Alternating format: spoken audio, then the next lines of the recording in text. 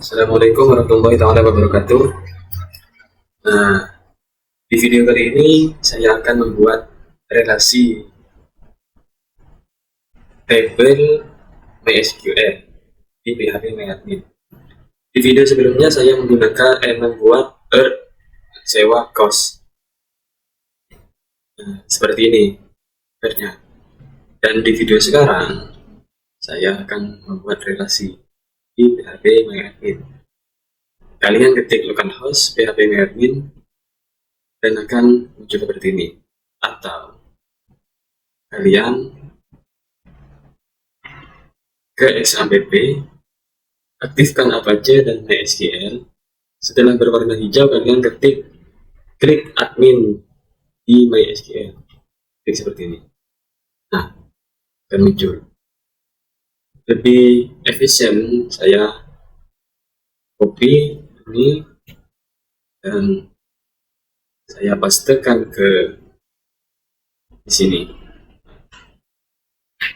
Nah, di sini seperti ini. Saya menggunakan Chrome. Kalau kalian menggunakan localhost di sini, nggak apa-apa.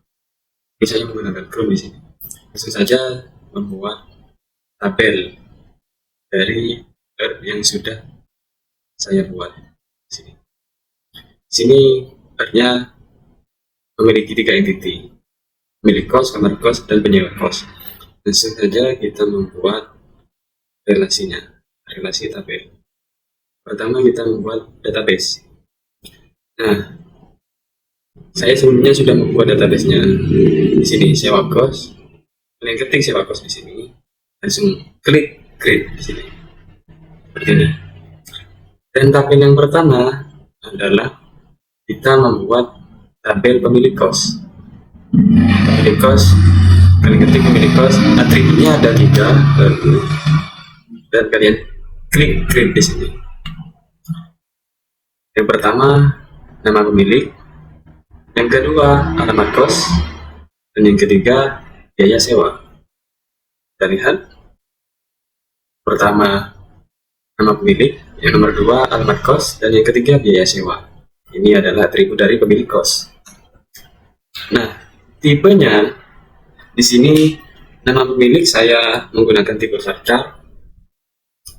Saya menggunakan 255, dan alamat kos saya menggunakan tipe data varchar, dan value-nya saya menggunakan 255. Nah, yang perlu diketahui, nama pemilik di sini saya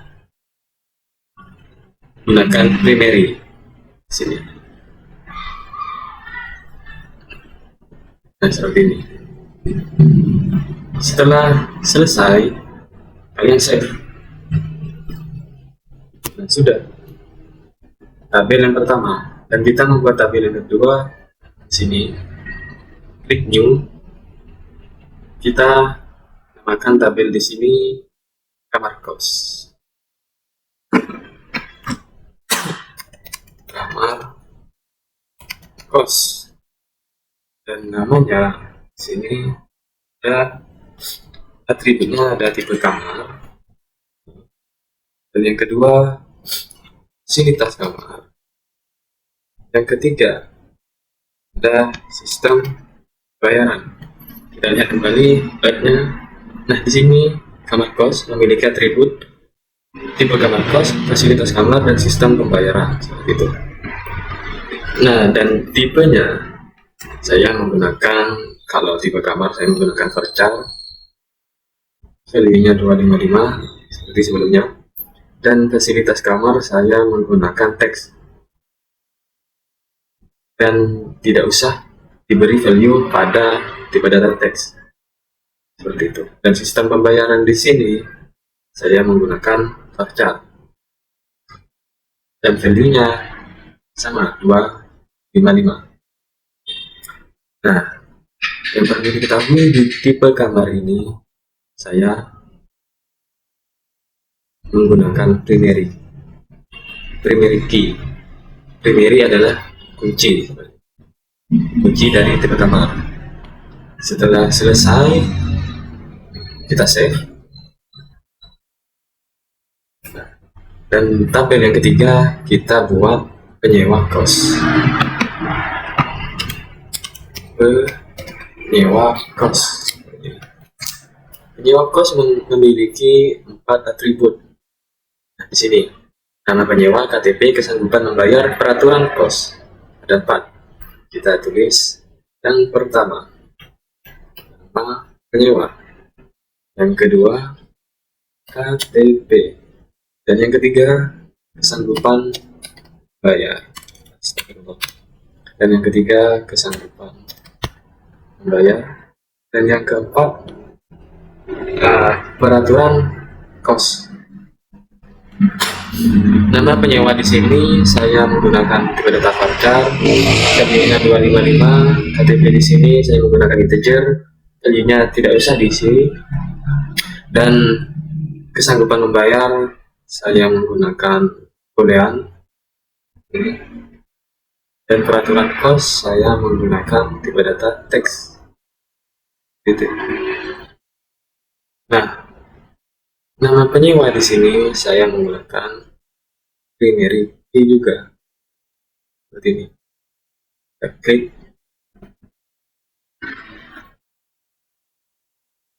kita save. Dan tabel yang terakhir di sini kalian perhatikan, di sini ada tabel menyewa dan menawarkan. Ini bisa kalian satukan dalam tabel, kita buat dalam tabel menyewa seperti ini. Nah, dalam tabel menyewa di sini kan tidak ada nih ya atributnya di menyewa dan menawarkan. Kita kasih atribut sendiri. Nah, atribut yang pertama dalam tabel menyewa ada ID, dan atribut yang kedua ada nama pemilik, dan atribut yang ketiga ada tipe kamar, dan atribut yang keempat ada nama penyewa.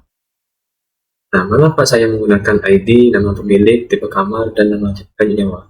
Karena ini adalah unsur dari earth yang kita buat seperti itu. Kan earth di sini menyewa kamar kos. Nah, otomatis jika menyewa kamar kos itu akan ada pemilik kos, dan ada juga yang menyewa kamar kos, dan ada juga tipe kamar yang akan ditempati oleh penyewa kamar kos seperti itu. Nah, dan ID di sini saya menggunakan tipe data integer, dan saya akan auto increment. Kan tadi primary key itu auto, dan sekarang adalah auto primary key. Jadi seumpama ada si A menyewa kamar kos, nah itu di data akan langsung tertera nomor 1. Kita tidak usah menginputkan angka nomor 1 seperti itu, angka 1 tidak usah, itu dari sini, dari auto incrementnya sendiri. Dan si B menyewa kamar kos itu akan mendapatkan ID atau tertera ID nomor 2 karena si B menyewa kamar kos setelah si A, seperti itu. Jadi si A nomor 1, si B nomor 2, dan seterusnya. Dan yang kedua ada nama pemilik. Nama pemilik di sini saya menggunakan tipe data varchar, value-nya 255 seperti tadi, dan ada tipe kamar, saya menggunakan varchar juga, value-nya 255. Nama penyewa saya menggunakan tipe data varchar, dan value-nya 255 juga. Nah, di sini saya sudah membuat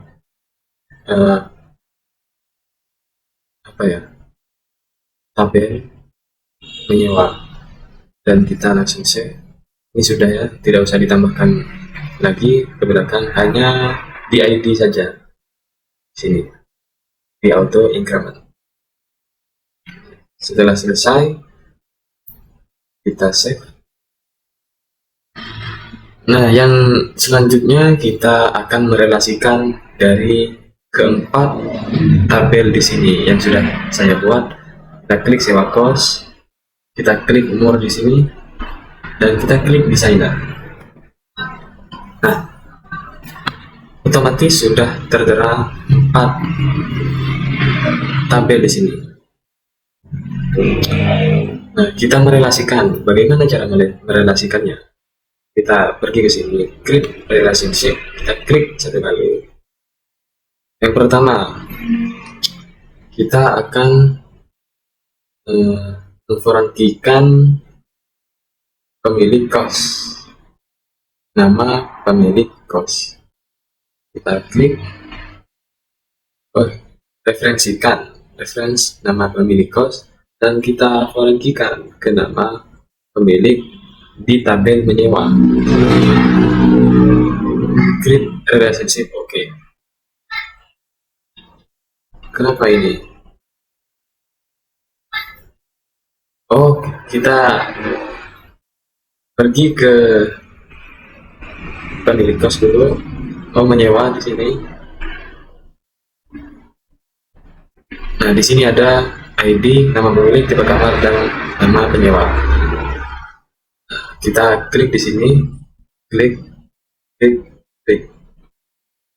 ID saya tidak akan klik karena auto increment, dan saya akan mengindekskan ketiga atribut. Nah, setelah selesai kita kembali lagi ke desainer. Langsung kita klik nama pemilik, kita klik, dan saya akan memforantikan ke nama pemilik di tabel menyewa. Kita klik, dan saya akan menggunakan cascade. Fungsinya apa di sini? Kita oke dulu. Nah, cascade di sini fungsinya apa? Jika kita mengubah nama pemilik di dalam tabel pemilik kos, otomatis atribut nama pemilik di tabel menyewa kos ini otomatis terubah mengikuti pada tabel pemilik kos. Sebaliknya, jika kita mengubah nama pemilik dalam tabel menyewa, di sini akan terubah juga, akan mengikuti dalam tabel menyewa, seperti itu. Nah, selanjutnya kita create relationship kembali. Kita referensikan tipe kamar di sini, dan tipe kamar kita klik, dan tipe kamar di sini kita klik sebagai foreign key. Kita menggunakan cascade juga seperti itu. Nah, terakhir kita klik relationship, kita klik nama penyewa di dalam tabel penyewa kos, dan kita berhentikan kepada nama penyewa di tabel menyewa. Cascade. Oke. Nah, ini sudah selesai. Kita sudah membuat kita sudah merelasikan antara satu tabel dengan tabel yang lain di PHP MyAdmin menggunakan MySQL seperti itu. Nah, kurang lebihnya seperti itu.